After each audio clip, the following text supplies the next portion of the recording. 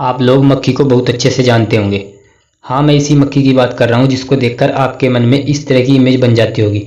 और इस प्लेटफॉर्म पर इस छोटे से जीव के बारे में अच्छी बातों को बहुत कम लिखा गया है, but don't worry because it is fact to Z. और हाँ, आज की इस वीडियो में मैं मक्खियों के प्रति आपकी मानसिकता को चेंज करने वाला हूँ, तो वीडियो को एंड तक जरूर देखिएगा। मक्खियों को देखकर आमतौर पर हमारे मन में गंदगी, बीमारी और घृणा की कल्पना आती है, और इसमें कोई संदेह भी नहीं है क्योंकि बहुत सी मक्खियाँ होती हैं जो काटती हैं और बीमारी फैलाती हैं। लेकिन क्या सभी मक्खियाँ ही ऐसी कल्पना की हकदार हैं? और मेरा मानना तो यह है कि हर मक्खी को देखकर हमें उसके बारे में घरेलू मक्खी की तरह नहीं सोचना चाहिए। और अब मैं आपको मक्खियों के बारे में कुछ बेसिक बातें बताता हूँ। क्या आपको पता है मक्खियाँ इस धरती पर करीब 240 मिलियन वर्ष मतलब 24 करोड़ साल पहले से, यानी डायनासोर के ज़माने की हैं। हमारी पूरी पृथ्वी पर मक्खियों की 1,60,000 से भी ज़्यादा प्रजातियां एग्जिस्ट करती हैं, और एक घरेलू मक्खी एक सेकंड में अपने पंखों को लगभग 180 बार फड़फड़ा सकती है। वहीं ह्यूमंस यानी मनुष्य अपनी मांसपेशियों को एक सेकंड में अधिक से अधिक केवल 10 बार सिकोड़ सकता है, और एक मक्खी 100 मिलीसेकंड यानी एक सेकंड के 100वें हिस्से में कोई भी प्रतिक्रिया दे सकती है। मतलब आपके पलक झपकने के एक चौथाई समय में आपके रिएक्शन को रिएक्ट कर सकती है। मक्खियों का दिमाग बहुत ही छोटा होता है, यानी एक नमक के दाने जितना, और यह इंफॉर्मेशन को जल्दी ही प्रोसेस करता है।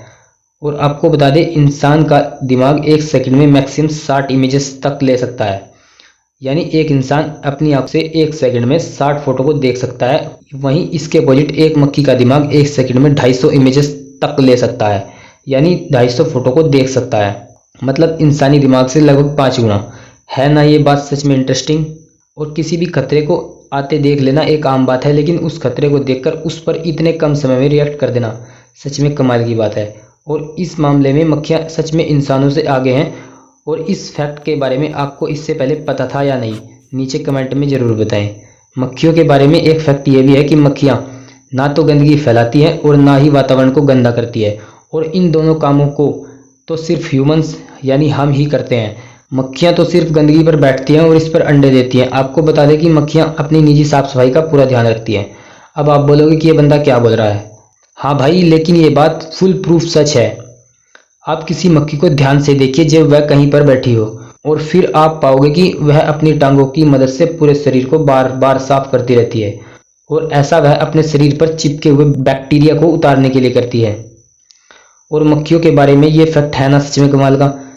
विज्ञान की भाषा में नॉर्मल मक्खियाँ डिप्टेरा परिवार की कैटेगरी से होती हैं, और मक्खियों की 1,60,000 प्रजातियों में से लगभग 150 प्रजातियाँ डिप्टेरा कैटेगरी की होती हैं, और उनमें से करीब 70 प्रजातियाँ पूरी तरह से अपने भोजन के लिए फूलों और पेड़ पौधों का इस्तेमाल करती हैं, और इससे पेड़ पौधों को परपरागण में मदद मिलती है।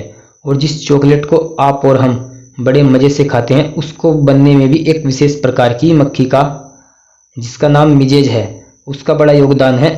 जिन क्षेत्रों में कोको फल की खेती की जाती है, वहाँ पर ये मक्खी पौधों के परपरागण में बड़ी उपयोगी होती है, और परपरागण के बाद ही कोको के पौधों पर अच्छे से फल आते हैं। अगली बार जब भी आप कभी चॉकलेट खाओ तो इस मिजेज नाम की मक्खी को थैंक्स जरूर बोल देना। और अब मैं आपको बताऊंगा कि अपराधों की जांच के विज्ञान में मक्खियों का योगदान क्यों और कैसे है। अपराधों की जांच के विज्ञान में मक्खियां एक बड़ा रोल प्ले करती हैं। भोजन की खोज में मक्खियां मर्द के शरीर तक पहुंच जाती है, और वास्तव में मर्द के शरीर तक पहुंचने वाली ये सबसे पहली जीव होती हैं। और इनकी सूंघने की क्षमता इतनी ज़्यादा होती है कि ब्लो नामक प्रजाति की एक मक्खी मरे हुए शरीर की गंध को 16 किलोमीटर दूर से सूंघ सकती है।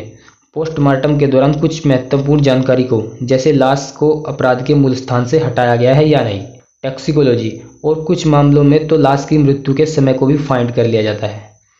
चीन के जासूस संग तजू द्वारा साल 1247 में लिखी गई book the washing away of wrongs में भी मक्खियों का अपराधों को पकड़ने में एक अहम योगदान बताया गया है। संग तजू अपनी book the washing away of wrongs में लिखते हैं कि एक बार चीन के किसी गांव में एक आदमी को दांती से काटकर मार दिया जाता है, और कोई भी सबूत ना मिलने पर संग तजू के दिमाग में एक विचार आता है। वो सब गांव वालों को अपनी अपनी दांती लाने के लिए कहता है, और फिर संग तजू एक दांती के मालिक को पकड़ लेता है और दांती का मालिक अपना जुर्म कबूल कर लेता है। अब आप सोच रहे होंगे कि यह सब कैसे हुआ। चलिए मैं बताता हूँ। जब सब गांव वालों ने अपनी दांतियों को जमीन पर रख दिया तो किसी भी दांती पर मक्खी नहीं बैठी सिवाय उस दांती के जिससे लाश को काटा गया था, क्योंकि उसको बहुत धोने के बाद भी उस दांती से आ रही खून की गंध को मक्खियों ने आसानी से सूंघ लिया और इसी तरह अपराधों को सुलझाने में मक्खियों का सहयोग लिया जाने लगा। और उसके बाद इन मक्खियों पर बहुत सी रिसर्च की गई और आज भी इस छोटे से जीव पर रिसर्च की जा रही है। इस रिसर्च में कुछ साइंटिस्ट को नोबेल अवार्ड भी मिल चुका है। और बस आज की वीडियो में इतना ही। अगर वीडियो आपको पसंद आया हो तो वीडियो को लाइक और शेयर कर सकते हो, और अगर आप इस चैनल पर नए हैं तो चैनल को सब्सक्राइब जरूर करें। Thank you so much for watching this video.